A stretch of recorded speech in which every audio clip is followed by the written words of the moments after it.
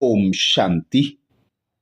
स्वयं विश्व का रचयिता, तीनों कालों को जानने वाला, जानी जाननहार पिता परमात्मा शिव विनाश और विनाश की प्रक्रिया का रहस्य बताते हैं। बाबा कहते विनाश के भय से सारा जगत भयभीत है, परंतु विनाश कैसे होगा और कैसा होगा यह यथार्थ ज्ञान किसी को नहीं है। सभी धर्मों और धर्मशास्त्रों में विनाश का कुछ ना कुछ वर्णन मिलता ही है। विनाश का यथार्थ राज परमात्मा ने अभी बताया है कि कल्प के अंत में इस पतित दुनिया का विनाश सिविल वार, प्राकृतिक आपदाओं और अणु युद्धों के द्वारा होगा। अणु युद्ध अधिकतर पाश्चात्य और उत्तरी पूर्वी देशों में होता है। भारत और भारत के आसपास देशों में विनाश सिविल वार के रूप में होता है। भारत में ही खून की नदियां बहती हैं तथा उसके बाद प्राकृतिक आपदाओं, समुद्र का जल स्तर बढ़ने से सारी सृष्टि की सफाई होती है। विश्व का बहुत बड़ा भाग जलमग्न हो जाता है। ज्वालामुखी आदि से लावे के पृथ्वी के ऊपर आने से भूमि उपजाऊ हो जाती है। अणु विस्फोट, भूकंप, ज्वालामुखी आदि से पृथ्वी कंपित होती है और जो अभी अपनी धुरी पर जो 23.5 अंश झुकी हुई है वह 90 अंश में सीधी हो जाती है, जिससे सागर का जल स्तर, नदियों का बहाव आदि बदल जाता है। विश्व अनेक भूभाग जो अभी अस्तित्व में हैं वे पानी में डूब जाते हैं और नए भूभाग अस्तित्व में आ जाते हैं। इस प्रकार से ये विनाश की प्रक्रिया चलती है। वास्तव में ये विनाश भी कल्याणकारी है, क्योंकि इसके बाद ही नई दुनिया अस्तित्व में आती है। स्वर्ग की स्थापना होती है। आत्माएं पावन बनकर मुक्ति, जीवन मुक्ति में जाती हैं। कल्प का नया चक्र आरंभ होता है। सृष्टि की जलवायु सुखदायी हो जाती है। इस विनाश के बाद ही भारत महान बनता है। बड़े बड़े महाद्वीप टापू मात्र रह जाते हैं। विश्व की जनसंख्या से अधिकांश आत्माएं शरीर छोड़कर परमधाम चली जाती हैं। बहुत थोड़ी देवी देवता घराने की आत्माएं भारत में ही बचती हैं, जिनसे नई दुनिया की कलम लगती है। भारत एक अविनाशी खंड है। इसका संपूर्ण विनाश नहीं होता, परंतु इसका भी बहुत भाग जलमग्न हो जाता है। शंकर का पार्ट प्रैक्टिकल तो बजना है, लेकिन शक्तियां ही संहार का पार्ट बजाती हैं। शंकर को नहीं बजाना है। स्थापना का कर्तव्य किया है, अब यह रूप दिखाओ। ये महावाक्य अव्यक्त बाप दादा के 9 अक्टूबर 1971 के हैं।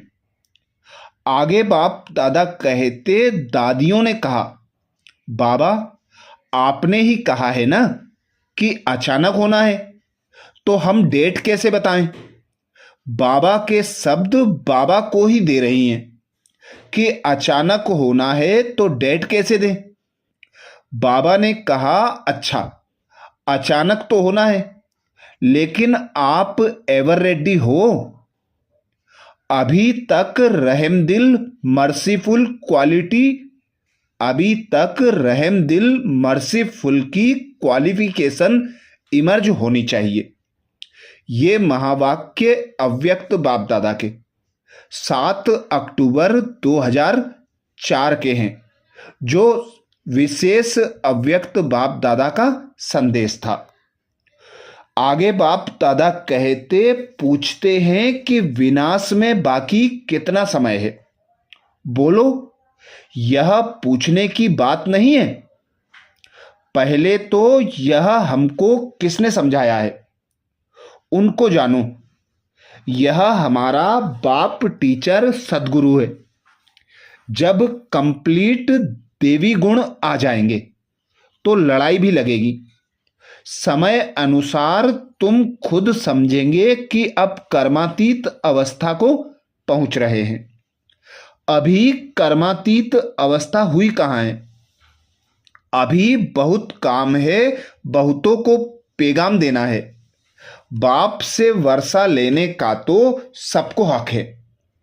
ये महावाक्य 1 जनवरी 2004 के हैं।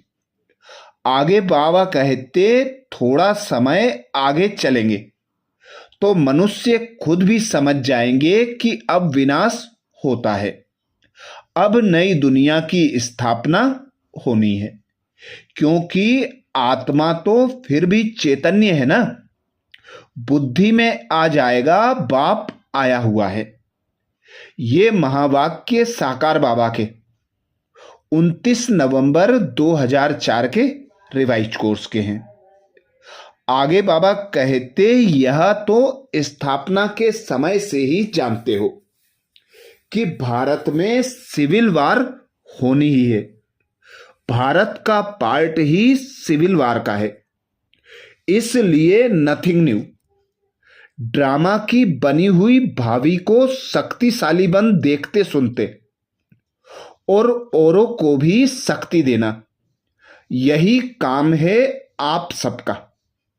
तो शांति दाता के बच्चे सदा शांति दाता बनो। ये महावाक्य अव्यक्त बाप दादा के 9 अप्रैल 1986 के हैं। आगे बाप दादा यह लड़ाई भी अंतिम लगनी है। इससे स्वर्ग का द्वार खुलना है। यह भी यज्ञ भी यह लास्ट है। फिर आधा कल्प कोई यज्ञ होगा ही नहीं। सारा किचड़ा इसमें स्वाहा हो जाता है। इस यज्ञ से ही विनाश ज्वाला निकली है। इसको कहा जाता है राजस्व अश्वमेघ अविनाशी रुद्र ज्ञान यज्ञ। ये महावाक्य 24 मार्च 2005 के साकार बाबा के हैं। आगे बाबा जिस समय विनाश का किसको समझाते हो, तो यह स्पष्ट समझाना चाहिए कि ऐसे नहीं कि 2 वर्ष में कंप्लीट विनाश हो जाएगा। नहीं, 2 वर्ष में ऐसे नजारे हो जाएंगे कि जिससे लोग यह समझेंगे कि बरोबर यह विनाश हो रहा है, अर्थात विनाश शुरू हो गया है। ये महावाक्य अव्यक्त बाप दादा के 2 अगस्त 1973 के हैं। आगे बाप दादा तुम जानते हो विनाश तो ड्रामा अनुसार होना ही है। आपस में लड़कर विनाश हो जाएंगे। बाकी ड्रामा अनुसार शंकर का नाम रख दिया है।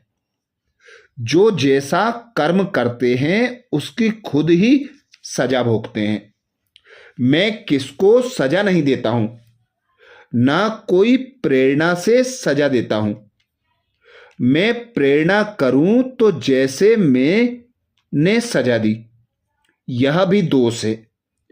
ये महावाक्य साकार बाबा के 20 मई 2005 के हैं।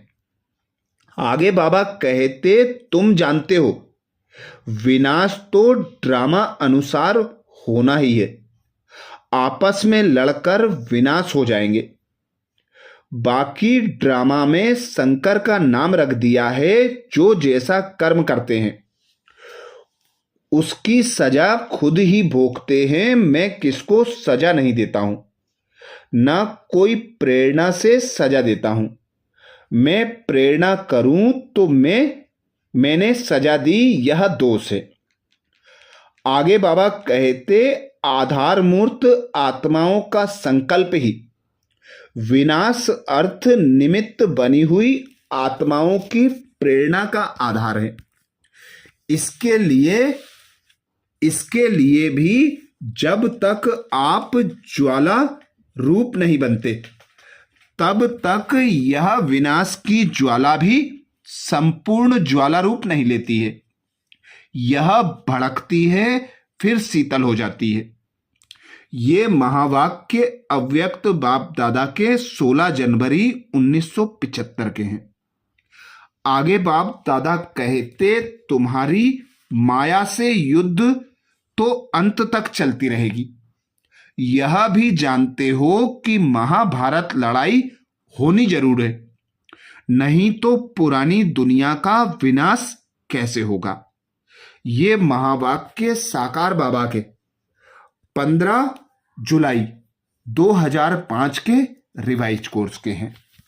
अच्छा, ये विशेष महावाक्य शिव भगवानुवाच हैं, जो शिव बाबा ने अनेक महावाक्यों में हम भाई बहनों को सुनाए थे कि विनाश कैसे होगा, कब होगा और इसकी प्रक्रिया क्या है।